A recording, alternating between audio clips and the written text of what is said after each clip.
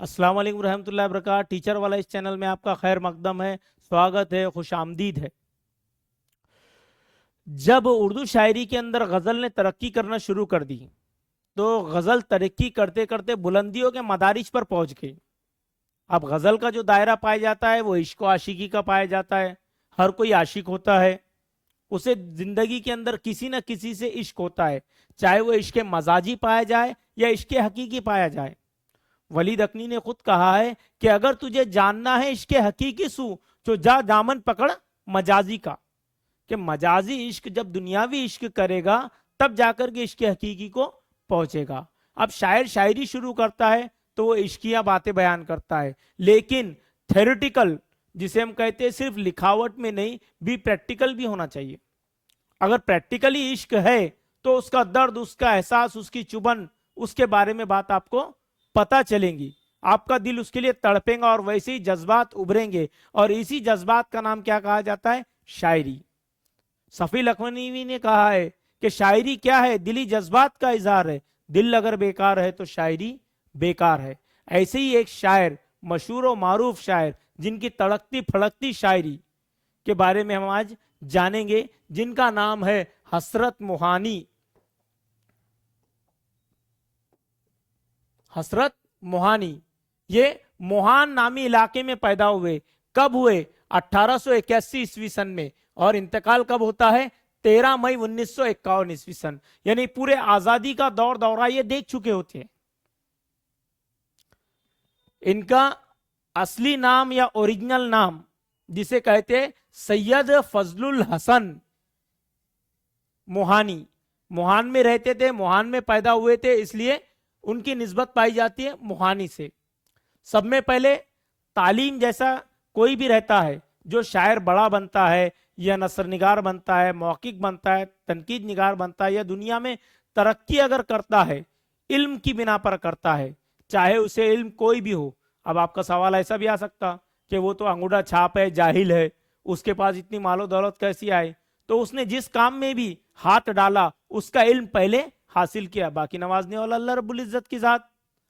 तो हम देखते हैं कि अलीगढ़ मुस्लिम यूनिवर्सिटी में इन्होंने तालीम हासिल की। तालीम हासिल करने के साथ साथ यहाँ वो ओहदे पर भी फाइज रहे, लेकिन इंतजामिया उनसे हमेशा क्या रहती थी? नाराज रहती थी, क्योंकि उनके अंदर एक बात थी, एक आदत थी, किसी को भी बराह रास्त सीधा सीधा साफ साफ जवाब दे देने की।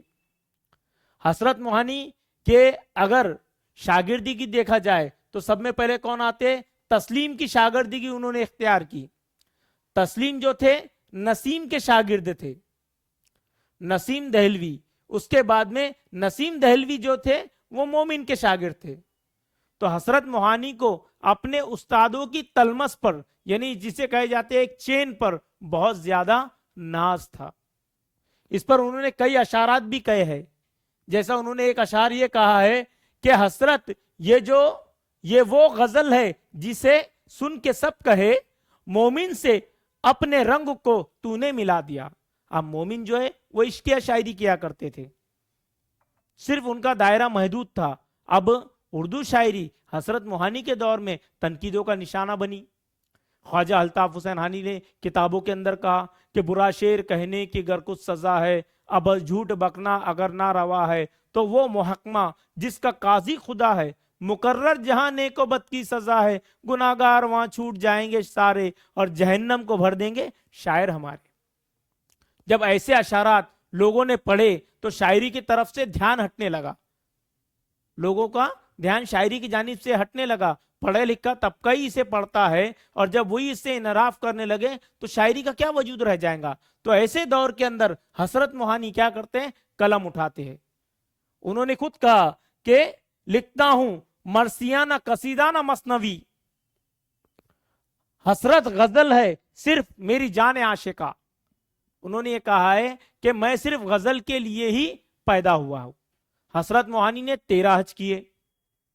उसके बाद में उनका अगर हम देखा जाए, जिंदगी का जायजा अगर लिया जाए, तो वो कांग्रेस के भी लीडर रह चुके हैं, मुस्लिम लीग के भी लीडर रह चुके हैं, लेकिन कोई भी पार्टी उन्हें जल्दी हजम करने के लिए, जज्ब करने के लिए तैयार बिल्कुल ही नहीं थी। ہندوستان کے اندر پہلا واحد مجاہد شخص وہ ہے جس نے مکمل آزادی کا ریزرویشن پیش کیا. یہ علی گڑھ کا مرد مجاہد ہے جس نے یہ کہا تھا کہ ہمیں مکمل طور سے آزادی چاہیے. ہر کوئی 50% آزادی مانگ رہا تھا, کوئی 20%, کوئی 70%, لیکن حضرت موہانی نے کہا تھا کہ ہمارا حق ہے, ہمیں پوری آزادی چاہیے. کانگریس کے, مسلم لیگ کے اجلاسوں میں جب انہیں وقت دیا جاتا تو دینے کے بعد میں جب یہ جس بھی چیئر پر بیٹھتے تو انہیں 15 منٹ دیے جاتے تو 20 منٹ لے لیتے. آخر میں وقت ایسا آتا کہ وہاں کی جو انتظامیہ کمیٹی ہوتی تھی انہیں چیئر کے ساتھ اٹھا کر دوسری جگہ کر دیتی تھی. جب انہوں نے غزل لکھنا شروع کی تو غزل کے اندر ایک کمال پیدا کر دیا. ان کی غزلیں بہت زیادہ مشہور و معروف ہوئی, کئی شعر ہوئے. تو سرگرم آپ کی شان جفا ہے کیا, باقی ابھی ستم کا حوصلہ ہی کیا, چل بھی دیے وہ چھین کے صبر و قرار دل, ہم دیکھتے ہی رہ گئے کہ ماجرا ہے کیا. اور ایک غزل تو ان کی بڑی مشہور و معروف ہوئی, اتنی مشہور و معروف ہوئی کہ جسے فلم میں شامل کیا گیا. چپ کے رات دن آنسو بہانا یاد ہے, ہم کو اب تک عاشقی کا وہ زمانہ یاد ہے.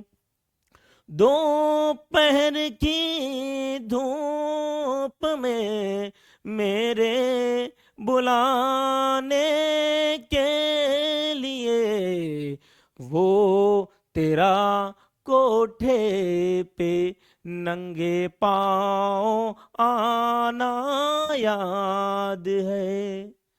اتنی مشہور و معروف غزل ہوئی جسے فلموں میں تک شامل کیا گیا. تو ان کی غزلیں جو تھی ترنم, موسیقی سے بھرپور لبریز تھی, مناسبت الفاظ بہت ہی بہترین ہوا کرتے تھے, تشبیہات انوکھی سے انوکھی استعمال کیا کرتے تھے, مردہ دلوں میں جان ڈالنے کا کام کیا کرتے تھے, اور شاعری اتنی بہترین انداز میں کرتے تھے. جیل میں بھی انہوں نے بہت زیادہ شاعری کیے. یہ تو ان کا جو ہے وہ شاعری کا میدان ہے. اس کے علاوہ وہ باقاعدہ ترتیبیت کے ساتھ اپنی میگزین رسالہ بھی نکالا کرتے تھے.